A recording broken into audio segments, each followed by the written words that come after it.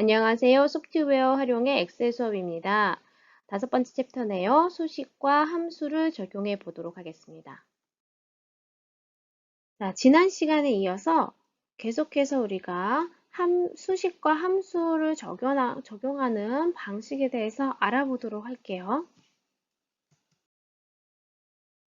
자, 이번 시간에는 고급 함수, if, vlookup 등을 활용할 수 있는 방법과 자, 두 번째, 셀 참조 방식을 이해하고 또 연속 데이터 계산에 활용할 수 있는 것에 대해서 알아볼게요. 자, 셀 참조 방식이라고 하면 우리가 상대 참조 가장 많이 사용하는 방식이고요. 또 절대 참조라는 것도 우리가 꼭 알아두셔야 좋겠습니다. 자, 세 번째는 열의 이름을 정의하고 이름을 붙여준다는 거죠. 각 열의 데이터에 이름을 붙여줘요. 그리고 그렇게 붙여준 이름을 가지고 이 데이터들을 수식에 활용할 수 있는 방법에 대해서 알아보도록 하겠습니다. 자, 참조 함수인 vlookup에 대해서 우리가 알아보도록 할게요. 참조 함수라는 것은 우리가 표가 이렇게 두 개로 나누어져 있을 수가 있습니다. 자, 그 이유는 다양할 수 있는데 이전에 기본적인 데이터들이 이렇게 따로 작성이 되어 있는 상태에서 새로운 어떤 보고서나 문서를 만들기 위해서 이렇게 새로운 시트를 만들었다면 어떤 특정 데이터들을 그러니까 참고해서 가져와야 하는 경우가 발생할 수 있어요. 예를 들어서 이렇게 제품 코드와 제품명, 단가가 기록되어 있는 시트가 별도로 있고 또 이것을 참고해서 새로운 제품 판매 현황이라는 문서를 만들려고 했을 경우에 각 지점에 이제 코드는 우리가 이제 얻을 수 있는 데이터로 가지고 있지만 제품명을 알 수 없을 경우에 이것을 일일이 사람이 수작업으로 찾아야 하는 번거로움을 없앨 수 있습니다. 그래서 여기 A01이라는 코드에 해당되는 제품명과 또는 단가를 그대로 참조해서 가져올 수가 있는 함수가 바로 우리 이 vlookup 함수라고 할 수 있습니다. 자, vlookup 함수는 수식에 들어가면 찾기 참조 영역이라는 카테고리에 함수가 들어 있습니다. 맨 아래 여기 있죠? vlookup이라고 되어 있습니다. 이 vlookup은 대상이나 영역에서 원하는 값을 찾아서 적용하기 위한 함수라고 보시면 되겠습니다. 이런 vlookup 함수를 어떻게 만드는지 간단하게 살펴보도록 할게요.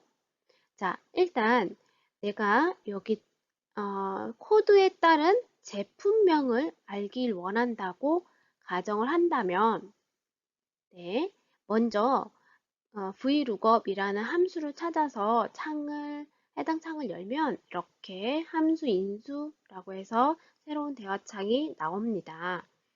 자, 입력해야 될 값이 많을 경우에는 이렇게 새로운 창을 열어서 대화 상자를 열어서 하나하나 입력하는 것이 더 편할 수가 있습니다. 자, 첫째 줄에는 여기 lookup value라고 해서 우리가 찾고 싶은 값을 우리가 이렇게 선택해 주면 되겠습니다. 그래서 여기 화살표 버튼 누르시고요. 그리고 내가 원하는 셀을 입력해 주시면 이렇게 들어갑니다. 자, 여기에 해당하는 값이 A51이라는 값이라는 것을 보여줍니다. 자, 두 번째는 테이블 배열이라고 되어 있죠. 그래서 자, 찾을 대상이 있는 표 목록을 이제 넣어주시면 돼요. 여기서는 제24 제품 코드에서 제품 코드와 제품명 영역을 모두 이렇게 선택할 수 있도록 해주면 되겠습니다. 따라서 J4부터 A5 여기서부터 이렇게 K7까지 TV가 써 있는 이 K7까지 콜론으로 연결해 주시면 이 범위를 표현한 것입니다. 그래서 이렇게 입력하시면 되고요. 세 번째는 자, 찾고자 하는 것에 열의 번호를 입력해 주시면 돼요. 자, 이렇게 여기 제품 코드와 제품명을 범위로 설정했는데 대상으로 설정했는데 이 중에서 1열, 2열이 됩니다. 이 중에서 따라서 우리가 찾고자 하는 것은 2열에 해당하는 것이기 때문에 2라고 적어주시면 됩니다. 또 네 번째는 자 범위가 얼마나 그 값을 일치하는지 확인하는 코드로서 여기 fail이나 true 이 둘 중에 하나를 넣을 수가 있어요. 자 이렇게 false나 true를 넣을 수가 있는데 자 요거는 정확하게 일치해야 한다라는 뜻으로 사용됩니다. 여기서는 자, true라고 작성을 만약에 한다면 비슷한 단어만 들어가 있어도 그것을 참조할 수 있습니다. 이렇게 내용들을 다 모두 입력해 주신 다음에 확인 버튼을 눌러주시면 자 여기에 자동으로 이렇게 그래서 최종값을 미리 보여주죠. 그래서 제품명 자리에 냉장고라는 값을 이렇게 입력하게 됩니다. 자, 여러분들이 이렇게 고급 함수든 이제 기본 함수든 자, 함수를 삽입하는 방법은 여러 가지일 수 있어요. 자, 자동 합계를 이용하면 자동으로 내가 이제 원하는 범위만 이렇게 선택해 주시면 자, 이렇게 자동으로 이제 값이 계산해져서 이제 마지막 열에 또는 마지막 행에 자동으로 계산이 된다는 것을 알 수 있는데 여러분들이 만약에 조금 더 복잡한 함수 표현이라면 우리가 함수 삽입이라는 것을 사용해서 이제 입력할 수가 있습니다. 그래서 함수 삽입이라는 것을 이용하면 이렇게 여러분들이 원하는 함수를 검색을 할 수가 있어요. 어느 카테고리에 들어가 있는지 몰라도 우리가 찾을 수가 있다고 했죠. 그래서 여러분들이 원하는 함수를 일부만 작성하셔도 SU라고 쓰셔도 SU로 시작하는 다양한 함수들이 이렇게 나오겠죠. 그 중에서 여러분들이 알고 있는 함수를 선택해 주시면 되고요. 또는 이제 여기서 최근에 사용한 함수라든가 그 다음에 카테고리별로 나눠져 있는 함수 중에서 선택하셔도 되겠습니다. 그렇게 해서 함수를 선택해서 삽입해 주시고 또 주어진 조건에 맞춰서 형식에 맞춰서 우리 함수를 완성해 주시면 돼요. 자, 우리가 함수를 사용할 때 아까도 뭐 C4부터 F4까지의 범위를 다 더해라 라는 이런 함수를 보셨을 때 여기 괄호 안에 들어있는 내용은 바로 참조 대상이라고 할 수 있어요. 그러니까 이제 덧셈 합을 구해야 할 그 대상들을 의미하는 거겠죠. 범위라고도 하고요. 그래서 여러분들이 이런 참조 대상을 어떻게 선택할 수 있는지 한번 살펴볼게요. 이렇게 보면 자, A10이라고 하면 A열에 10행에 있는 셀을 한 단독 셀을 의미합니다. 그리고 A10 그 다음 콜론 A20이라고 되어 있다면 A열의 10행에 있는 셀부터 자, 그 다음에 아래로 쭉 내리게 되죠. 같은 열이기 때문에 행만 달라지겠죠. 그래서 20번째 행까지의 셀의 범위를 의미합니다. 그래서 우리가 이 콜론을 사용하면 셀의 범위를 표현한다 라고 생각하시면 되겠습니다. 마찬가지로 여기도 B15에서 E15라고 하죠. 여기서 바뀐 건 뭐죠? 네, 행은 그대로고 열이 바뀌게 되죠. 그래서 가로로 이렇게 쭉 늘어나게 되는데 B열부터 E열까지의 범위라고 보시면 됩니다. 그리고 이제 5 콜론 05라고 되어 있다면 행, 다섯 번째 행에 있는 모든 셀을 의미하게 돼요. 그러니까 자, 특정 다섯 번째, 하나, 둘, 셋, 넷, 다섯 번째 행 전체, 이 끝이 얼마가 되든 그 끝까지의 모든 셀이라고 보시면 되겠죠. 그리고 여기 다섯 번째에 10 이렇게 되면 행 5부터 행 10까지의 모든 셀, 그러니까 열은 모든 셀이기 때문에 열은 상관없이 모든 열을 다 포함하는 거죠. H에서 H까지라면 H열의 모든 셀을 의미하는 거겠죠. 그 다음에 H에서 J까지의 범위라면 H부터 J까지의 모든 셀을 의미하게 되겠죠.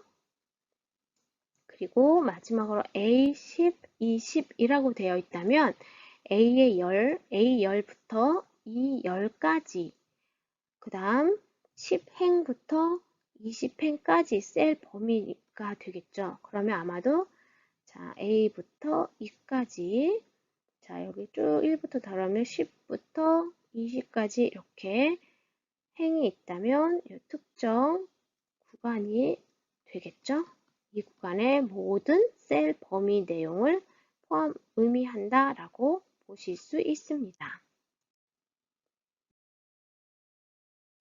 특정 셀의 값을 가져와서 사용하는 것을 우리는 참조라고 합니다. 이러한 참조의 방법에는 상대 참조와 또 절대 참조라는 것이 있습니다.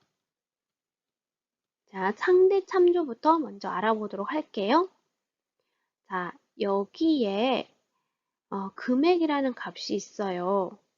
24만 원이라고 입력이 되어 있죠? 자, 이 24만 원은 어떻게 계산된 거죠? 네, 수량과 단가를 곱했습니다. 자, 여기 수량과 단가를 곱했다고 나와 있죠? 자, 그러면 이 아래에 두 번째 줄부터 있는 이 아래의 값들은 모두 어떻게 계산할 수 있을까요? 네, 이것을 일일이 또다시 수식을 넣고 또다시 수식을 넣고 하나하나 넣는다면 굉장히 귀찮은 일이 되고 힘든 작업이 될 수 있어요. 따라서 우리는 참조라는 것을 이용해서 값이나 수식을 복사할 수 있어요. 자, 여기 첫째 줄에 D7 곱하기 27이라는 수식이 들어가 있습니다.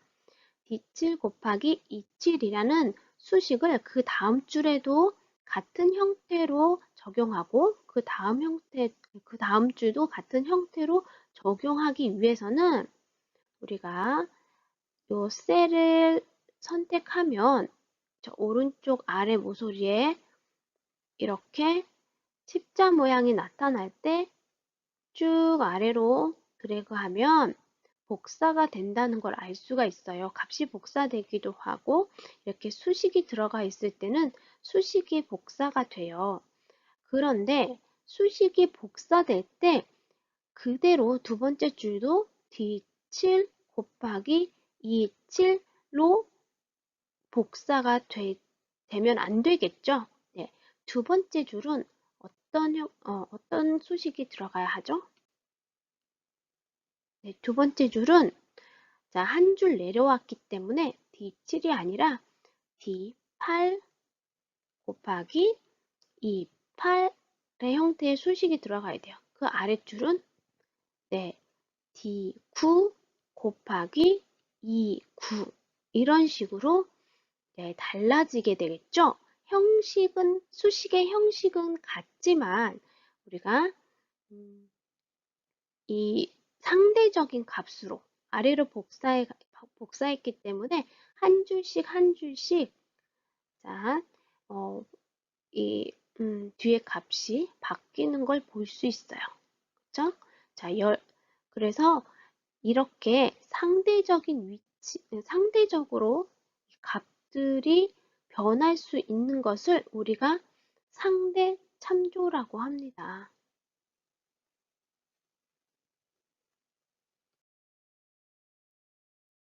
자, 그런데 모든 경우에 그렇게 다 위치가 바뀌었다고 해서 수식에 사용된 셀의 위치가 바뀌어야 하는 것은 아니에요. 자, 여기에 판매가라고 되어 있는 항목에는 수식이 단가에서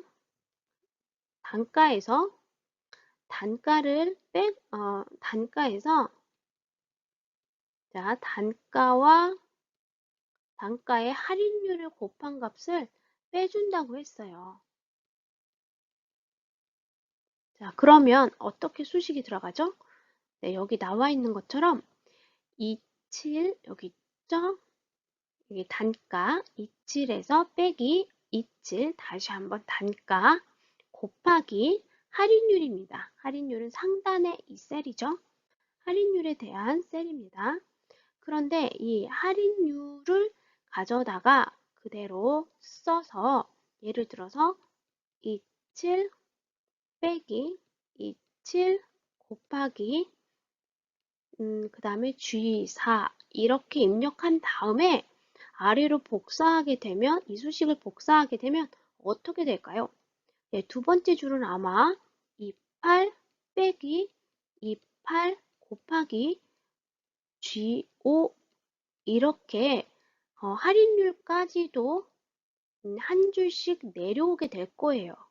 자, 그렇지만 다른 여기 단가나 금액은 한 줄씩 내려오는 게 맞지만 할인율은 고정돼야 합니다. 그렇죠? 이 할인율 값은 고정되어야 하죠. 그렇기 때문에 이 고정되는 참조, 즉 절대 참조라는 것을 활용해야 돼요. 그래서 우리가 고정하고 싶어 하는 것은 바로 이 G4라는 것이라는 것을 알 수 있죠. 자, G4라는 것을 G4 셀을 이렇게 적어 주시면 고정되지 않고 변동되기 때문에 여기에 G와 4 앞에 달러 표시를 해주게 되면 고정이 돼요. 그래서 달러 G, 달러 4 이렇게 셀이 고정이 됩니다.